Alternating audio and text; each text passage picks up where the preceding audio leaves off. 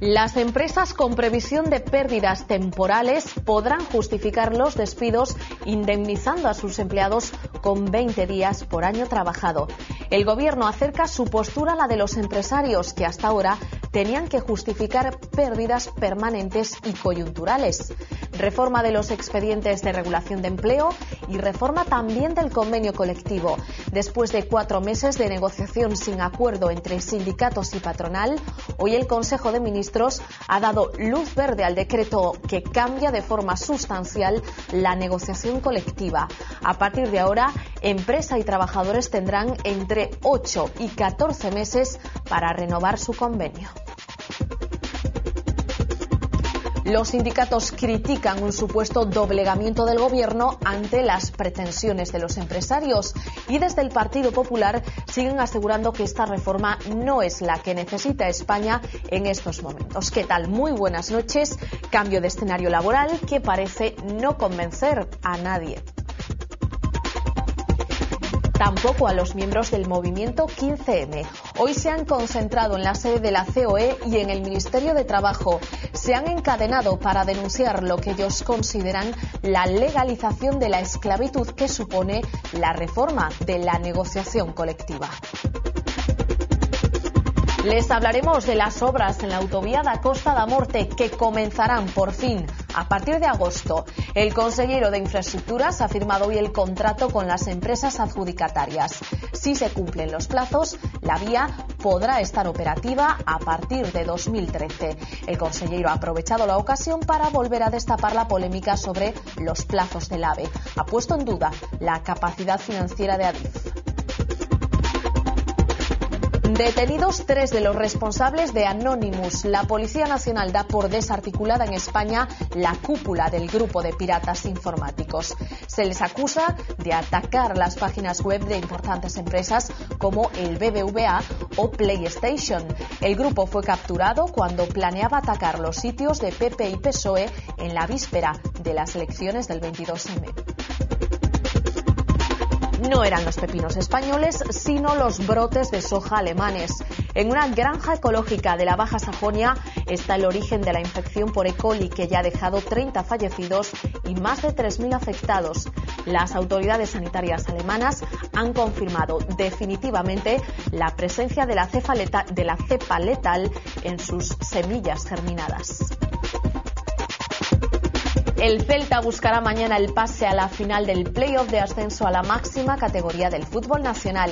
El Granada, que tratará de remontar ese 1-0 en contra, ha hecho un llamamiento a su afición para que el Estadio de los Cármenes sea un auténtico hervidero.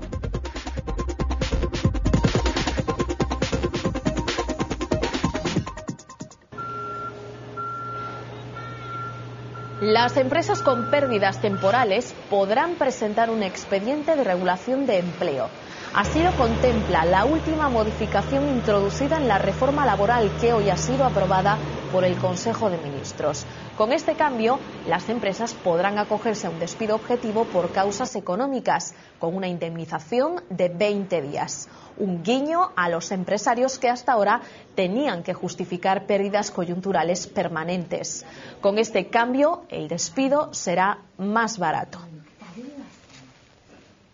El decreto ley para la reforma colectiva ha quedado hoy aprobado. El Gobierno vuelve a cortar aún más el plazo para renovar los convenios. Queda fijado en 8 meses para los de 2 años de duración y en 14 para los que superen este periodo. En el último borrador eran 20 meses. El Gobierno asegura que la reforma aprobada hoy mantiene el equilibrio entre lo que quieren los sindicatos y la patronal, entre la seguridad de los trabajadores y la flexibilidad interna de las empresas. Que no modificara derechos de los trabajadores, pero que también afectara sustancialmente, mejorando la capacidad de adaptación flexible de nuestras empresas. Reforma equilibrada. El texto pone un plazo que antes no había para renovar los convenios. Las partes dispondrán de entre 8 y 14 meses para fijar las nuevas condiciones, mientras podrán prorrogar sus convenios expirados y si no llegan a un acuerdo tendrá que intervenir un mediador. La reforma insiste en que cuando un convenio colectivo deja de tener vigencia, los trabajadores afectados por él no pierden derechos. La reforma prioriza además los convenios de empresa frente a los provinciales. Prevalecerán tanto para establecer sueldos, jornada o movilidad. Lejos del 15% que exigían, los empresarios podrán disponer como mínimo de un 5% de la jornada laboral para distribuirla en función de sus necesidades a lo largo del año. Dice el Gobierno que el objetivo del texto es que se incrementen el número de trabajadores sujetos a un convenio y se haga un menor uso de los despidos. Para el Partido Popular esta reforma es descafeinada e inútil. Cristóbal Montoro asegura que si su partido llega al poder no hará falta ni derogarla porque es inaplicable. Es, en definitiva, una norma que desde su aprobación hoy por el Consejo de Ministros tiene un carácter eminentemente provisional. El Gobierno, tras el fracaso del acuerdo social, lo que hace es desarrollar en un decreto un conjunto de medidas de actuaciones que para su aplicación real y posterior necesitará el acuerdo de los agentes sociales. Mírelos, jóvenes, jóvenes, frescos, frescas, dispuestos a trabajar con un contrato de 10 minutos. ¿Qué? 10 minutos en prácticas, lo que fueron ustedes. A la luz de las últimas negociaciones sobre la reforma colectiva, el movimiento 15M, desinflado hace no mucho, ha recobrado más fuerza que nunca. Hoy los indignados han elegido escenarios relacionados directamente con el capítulo de los polémicos cambios en los convenios para sus protestas. Primero la sede de la COE, de la patronal. Unos 40 jóvenes irrumpían al grito de manos arriba, esto es un atraco. La manifestación esta vez transcurrió de forma pacífica y con la lectura de un manifiesto en el que criticaron las condiciones abusivas del acuerdo.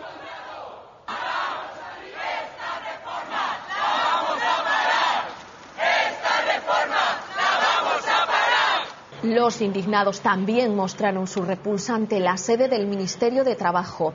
Los concentrados gritaron lemas contra la reforma laboral, como esta reforma la vamos a parar, y también han clamado por la convocatoria de una huelga.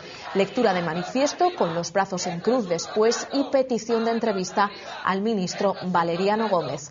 Al final se fueron, pero tal y como prometieron, volverán. Por cierto, los 5 detenidos que se vieron implicados en el enfrentamiento con la policía en Valencia ya han sido liberados. Sin que las verdaderas afectadas, las trabajadoras y trabajadores, puedan decir nada al respecto por miedo al esclavista mayor, don Dinero. El contrato de 3 años de prácticas me parece una burrada, en fin. Es todo ir perdiendo todas las condiciones que poco a poco tanto se han costado conseguir. Creo que si los trabajadores ya estábamos vendidos, nos deja en una situación todavía peor. El ministro de Interior defiende la actuación de la policía en las últimas cargas contra el movimiento 15M. Asegura que los agentes han sido muy prudentes, pero también ha lanzado un aviso. Si hay violencia, entonces se empleará una mayor firmeza. Hoy, por cierto, Rubalcaba ha aprovechado su comparecencia tras el Consejo de Ministros para anunciar que dejará su cargo en el Ministerio antes de las elecciones generales. Creo que la policía ha tenido y está teniendo una actuación impecable, y cuando digo impecable me refiero prudente, muy prudente, de no armar líos, sino al contrario resolverlos. Ahora también le tengo que decir a todo el mundo que esa prudencia se transformará en firmeza si hay violencia. La Confederación de Empresarios de Galicia ha valorado de manera negativa la reforma de los convenios colectivos. Tachan la modificación de ineficaz y aseguran que probablemente, en lugar de mejorar las cosas, las empeoren todavía más. Los empresarios gallegos esperan que al menos el trámite parlamentario permita realizar cambios que supongan una mejora para las empresas. É unha reforma ineficaz, porque non atalla os principais problemas que agora mesmo ten a nosa economía, as nosas empresas e o mercado de traballo. É unha reforma que lles vai a complicar a súa xestión do día a día. A situación non mellorará, senón todo o contrario, pode verse agravada. Los agentes sociales que abandonaron las negociaciones son muy críticos con este decreto. Echaron de menos una voluntad real de diálogo. Pero para los que llevan toda la vida en los sindicatos, los históricos, esto no es solo un problema de orden laboral. Para ellos este decreto borra de un plumazo décadas de lucha y de pequeños y grandes logros.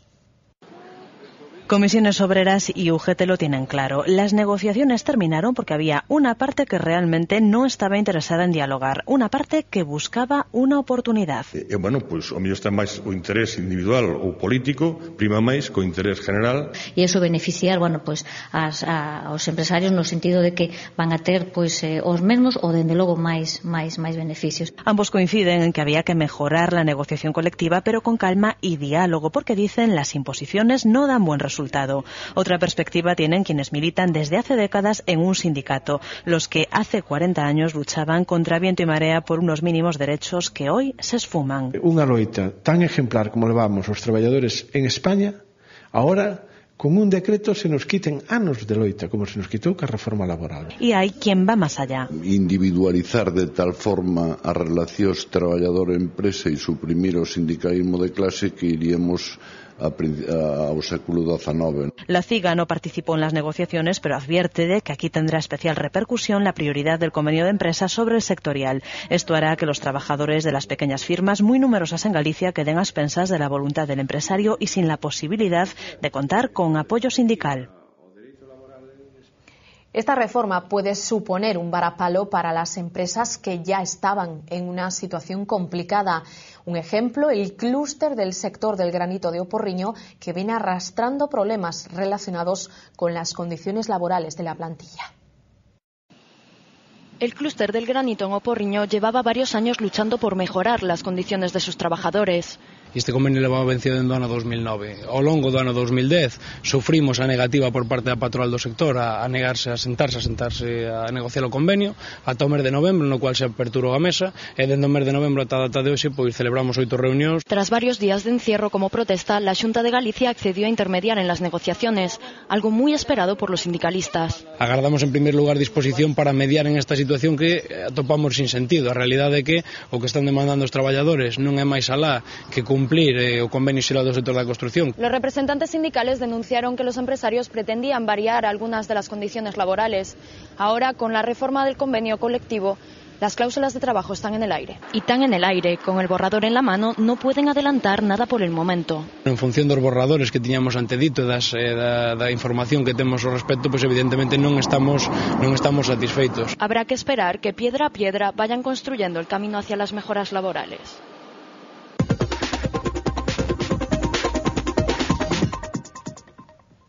El culebrón llega a su fin. La autovía da Costa da Morte empezará a construirse en el mes de agosto. Así lo ha confirmado hoy el consejero de Infraestructuras tras firmar el contrato con las empresas adjudicatarias. Agustín Hernández ha vuelto a polemizar sobre las obras de la alta velocidad. Ha puesto en duda la capacidad financiera de Adif. La autovía da Costa da Morte, o Carballo-Verdoia, se entrará en funcionamiento de cumplirse los plazos en el verano de 2013. Será el fin de una obra polémica, adjudicada en el bipartito, paralizada por el gobierno de Feijóo y vuelta a adjudicar finalmente por 745 millones de euros y una concesión a 25 años. La Xunta habla de 300 millones de ahorro con respecto a la anterior licitación y la oposición de 161 millones tirados por la borda en 2 años. Todo esto en un momento en el que la solvencia de las autonomías está en entredicho. Que o permite precisamente porque Galicia mantense na senda da solvencia, na senda do equilibrio orzamentario. Otra infraestructura, el AVE, sigue siendo objeto de polémica. ¿Llegará o no a Galicia en 2015? Tras la reunión Xunta-Ministerio de Fomento habrá que estudiar los argumentos del Gobierno, pero atendiendo entre otras cosas al tiempo medio de tramitación, Agustín Hernández sigue sin confiar demasiado en ello. Agora mismo a solvencia financeira do Adif non é garantía suficiente para blindar o AVE nos vindeiros exercicios orzamentarios. Pone de ejemplo el consejero el primer tramo de conexión con la meseta licitado por poco más de 50 millones de euros. Lo acordó el Consejo de Ministros en abril, pero no se adjudicará, estima, hasta el mes de octubre. El delegado del Gobierno asegura que la Xunta no está cumpliendo la resolución del Tribunal Constitucional que ha suspendido temporalmente el catálogo de genéricos. Ha enviado una carta a la Abogacía del Estado para que investigue las afirmaciones de Feijóo. La Xunta no solo no está cumpliendo la resolución del Constitucional que ha paralizado el catálogo de genéricos, sino que presume de ello. Esto es lo que asegura el delegado del Gobierno en Galicia, que le ha enviado por escrito esta queja a la Abogacía del Estado. Con que autoridade moral se reclama aos ciudadanos corrientes que cumplan as leyes cando desde as propias institucións se incumplen flagrantemente e se presume. Miguel Cortizo espera que esta demanda sirva para poner freno a la desobediencia que dice está cometiendo el gobierno autonómico. Pero esta no es su única reclamación. También le ha pedido a la Fiscalía gallega que investigue las supuestas coacciones que se cometieron en algunos concellos durante las pasadas municipales y que ha tachado de furtivismo político. Caza e pesca de voto de maneira ilegal, violentando dereitos fundamentais. Salvo algunas excepciones, los alcaldes electos tomarán mañana posesión de su cargo. La delegación tiene previsto un dispositivo especial en el caso de que sea solicitado por los ayuntamientos ante las posibles protestas del movimiento 15M. Todo o mundo ten dereito a concentrarse, a expresarse, a decir o que queira, pero sin que ese dereito de uns interfira ou anule dereitos de outros. Cortizo apela a que mantengan su voluntad pacífica. Pues a la espera de lo que pase este sábado, todavía están en algunos ayuntamientos. 20 días después de la celebración de las elecciones, mañana es el gran día. Más de 8.000 alcaldes tomarán posesión de su cargo. Hasta el último minuto se suceden las negociaciones. Algunos municipios, caso de Santiago, Barcelona, verán retrasada su constitución a la espera de que se resuelvan los recursos presentados ante las juntas electorales. Menos de un día, tan solo horas para que se constituyan en España más de 8.000 ayuntamientos. Y los minutos corren en contra de muchos alcaldables que quieren ser alcaldes. En Ourense, el BNG ya ha confirmado que se reeditará el pacto de gobierno con los socialistas. En Lugo y Vigo, los nacionalistas apoyarán la investidura de Orozco y Caballero, pero solo en la ciudad de las murallas seguirán negociando en busca de un pacto de gobierno. La condición impuesta por Antón Bao, un giro a la izquierda. En Pontevedra, el socialista Antón Louro apoyará a Lores como alcalde. Las conversaciones continuarán para ver si se forma una coalición y todo parece indicar que la buena sintonía entre ellos los llevará a compartir mandato. En el resto de España también corren los minutos para cerrar esas negociaciones. En Andalucía y Extremadura, las agrupaciones locales de Izquierda Unida podrían desobedecer la consigna nacional y abstenerse hasta en 30 municipios. Dejarían así el camino libre para que el PP gobernase. Eso a pesar de que Cayo Lara ya anunció que la consigna debía ser la de no permitir la llegada de gobiernos de derechas al poder. Izquierda Unida también mantiene por ahora la incógnita en Extremadura de si apoyará a Fernández Vara para que se mantenga al frente del gobierno autonómico.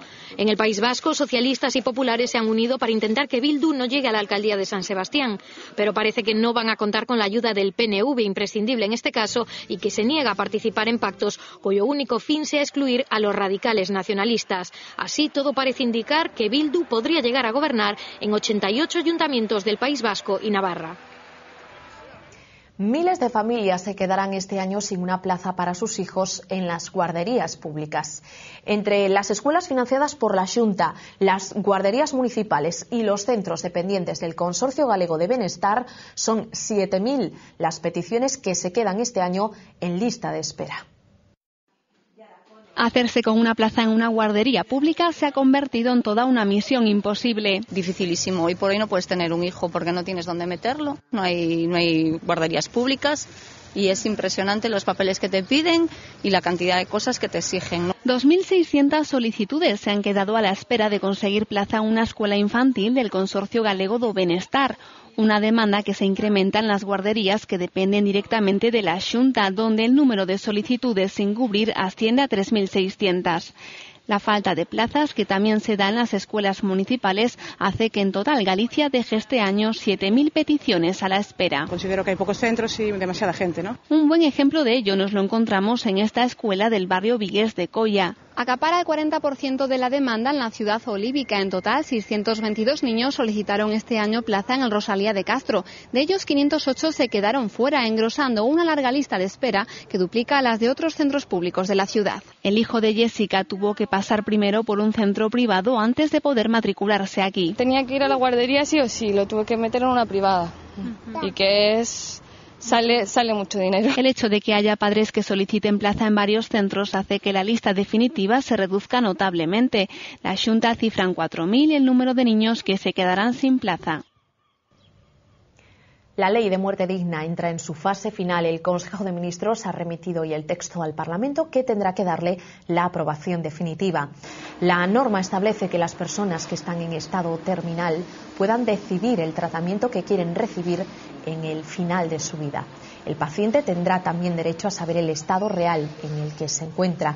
Otro de los derechos que regula la ley es la de los cuidados paliativos. El enfermo puede pedir la sedación para no sufrir dolor. Tiene derecho a estar siempre acompañado y a pasar la fase de agonía en una habitación individual.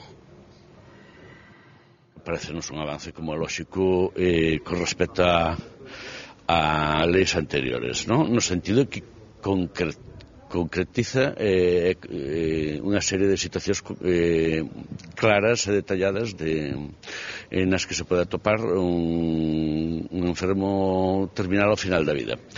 Ocurre tamén que nós desexábamos un avance superior.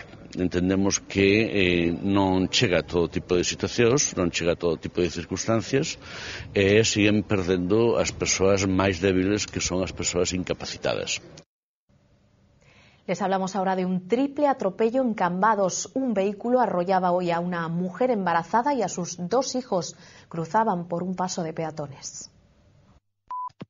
La mujer embarazada de 3 meses y los 2 menores fueron trasladados al Hospital Comarcal de Osalnés.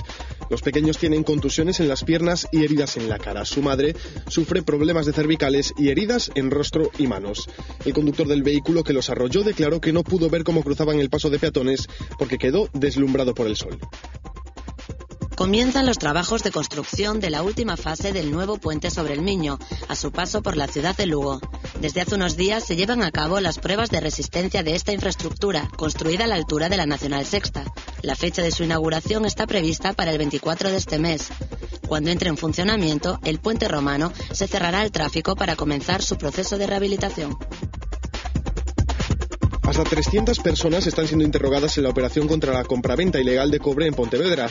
Hasta la fecha se han interceptado 500 toneladas del metal, una cantidad que supone solo la tercera parte del cobre que se mueve ilegalmente al año en la provincia. El número de imputados podría llegar al centenar. Los vecinos de la parroquia de Padróns en Ponteareas dicen adiós a sus particulares misas televisadas. Después de 6 meses de disputas entre vecinos y el antiguo cura, acusado de robar las joyas de la Virgen, se ha llegado a un acuerdo. Este fin de semana la misa volverá a celebrarse en la iglesia parroquial. Los párrocos de la zona serán los encargados de oficiarlas hasta que se nombre un nuevo cura titular. José María Castellano, vicepresidente de La Voz de Galicia, presentaba ayer su dimisión al presidente Santiago Rey Fernández Latorre, que le ha agradecido la colaboración prestada a lo largo de todos estos años. Castellano, mano derecha de Amancio Ortega al frente de Inditex durante más de 2 décadas, es uno de los empresarios más reconocidos de este país. Lois Blanco, hasta ahora director de V Televisión y Radio Voz, se convierte en el nuevo director general de la Corporación Voz de Galicia. Licenciado en Ciencias de la Información, lleva 21 años en La Voz de Galicia, realizando funciones periodísticas y tareas de gestión.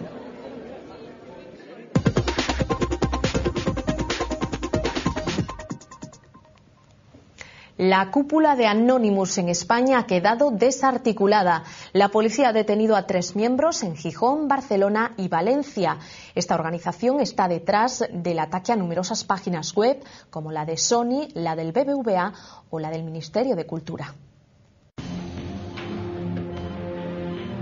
Esta es su principal seña de identidad. Aunque ahora la policía ha descubierto el rostro a 3 importantes miembros de la organización en España, y al quitarles la careta. Estamos ante expertos informáticos, utilizaban encriptación, utilizaban redes wifi. O sea, es significativo que 2 de ellos ni siquiera tenían conexión propia a Internet. Eran los administradores del chat desde donde se decidían y coordinaban todos los ataques a empresas y organismos de nuestro país, entre ellos al Ministerio de Cultura y la SGAE. Nuestro objetivo es forzarlos a abandonar la censura de Internet. La policía habla de cúpula, algo que ha suscitado todo tipo de comentarios en Internet, porque su revolución, aseguran, no tiene rostro. No hay una cabeza hablante que propone las ideas, sino son todos los que entre todos decidimos qué objetivos atacar, qué objetivos obtener. Los 3 detenidos se enfrentan ahora a penas de entre 1 y 3 años. Desde hoy disponemos de una nueva herramienta para denunciar. Eso que ya usamos para casi todo, el móvil, servirá también a partir de ahora para poner en conocimiento de la Guardia Civil un atraco o un accidente. Simplemente enviando un mensaje de texto desde un teléfono con acceso a Internet. Un paso más en el intento de la Guardia Civil de acercarse a los ciudadanos. Han titulado su campaña A tu lado.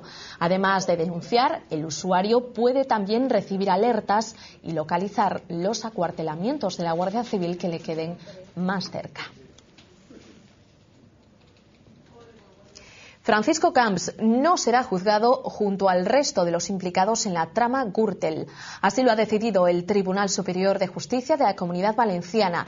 De este modo se rechaza la petición de la Fiscalía de investigar a Camps junto con Francisco Correa, Pablo Crespo y Álvaro Pérez por haber recibido regalos de estos últimos. En el auto, la Sala de lo Penal explica que el rechazo se debe a que en el momento en el que sucedieron los hechos, el Código Penal no castigaba a quienes hacían regalos a cargos públicos. La decisión es definitiva, no se puede recurrir. El brote de E. coli no estaba en nuestros pepinos y no procedía de España. Después de semanas de investigaciones, los científicos alemanes han encontrado el origen del brote bacteriano. Estaba en los brotes de soja germinados en una granja de Baja Sajonia. Los brotes germinados son el origen de la infección de E. coli que mantiene en vilo a Alemania y que ha tenido en jaque durante semanas a los científicos del país. Todo apunta a una granja de cultivo en Baja Sajonia como principal sospechosa y se especula con que una trabajadora de la explotación pudiera haber contribuido a extender la epidemia por falta de higiene a la hora de manipular los productos.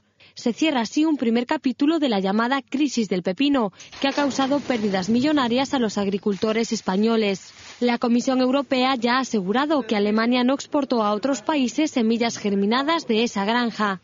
A pesar de este paso adelante, las autoridades advierten de que el brote no ha terminado, aunque esperan que remita durante los próximos días. Una bacteria que ha matado a 30 personas, 29 de ellas en Alemania, y que afecta a más de 3.000. Alemania ha levantado la alerta sobre los pepinos, tomates y ensaladas. Sin embargo, la mantiene sobre los brotes de soja y otros vegetales.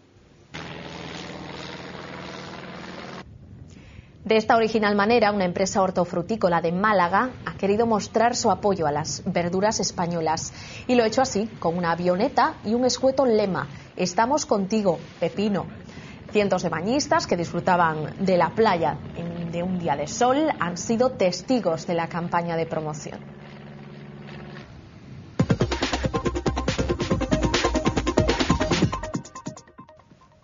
El Celta apura su último entrenamiento antes de encarar ese partido vital de vuelta de las semifinales por el playoff de ascenso a la Primera División. A los de Paco Herrera les espera el Granada. Con el apoyo de una afición entregada, los andaluces esperan poder remontar el 1-0 en contra. A esta hora el Celta completa el último entrenamiento antes de partir mañana a las 10:30 rumbo a Granada.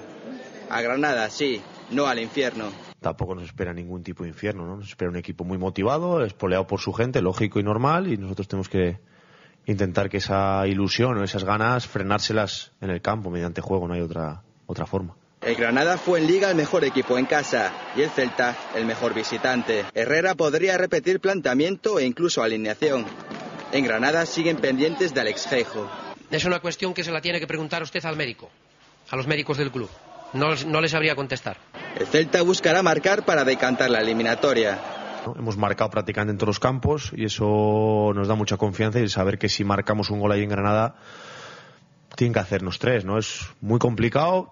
Hoy mismo ensayaremos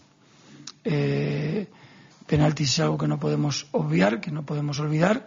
Si nos hubieran pitado más de un penalti hubiéramos visto quién lo tiraba mejor, pero parece ser que eso no va con nosotros. El Granada solo ha cedido 300 entradas a los celestes. Pitará Lesma López. Mañana a las 9, el desenlace. La actualidad del Deportivo pasa por la justicia. El juzgado de primera instancia número 9 de A Coruña le ha dado la razón a los deportivistas en el caso La Fita. El Zaragoza tendrá que abonar 1,5 millones de euros a la entidad blanquiazul. Claro que la delicada situación que atraviesa el club maño podría complicar el pago.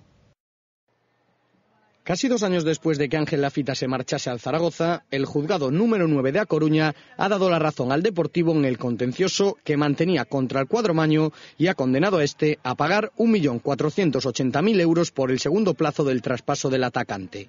Esta noticia no llega en buen momento para el Deportivo, ya que hace unas horas el Zaragoza decidió acogerse al concurso voluntario de acreedores, situación que podría retrasar el cobro y que siembra muchas dudas en torno a qué cantidad y en cuántos plazos cobrará el Deportivo. Por otra parte, la próxima semana, el agente de Diego Coloto se reunirá con los dirigentes del club para tratar el futuro del argentino, que podría ampliar su contrato con los blanquiazules o salir traspasado a otro equipo.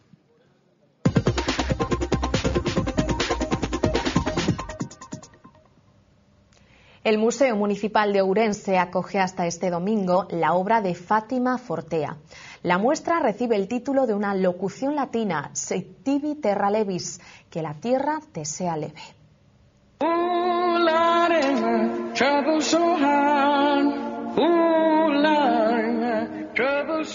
Bajo este misterioso nombre, la artista canaria trabaja la materia y dota su obra de la esencia volcánica de su origen.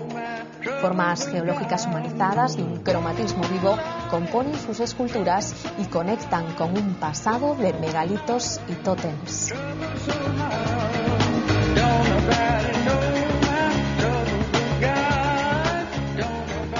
Nosotros nos marchamos ya, nos vamos de fin de semana, pero nuestros compañeros siguen al pie del cañón. Recuerden que la información vuelve aquí, a V Televisión, a las 3 de la tarde.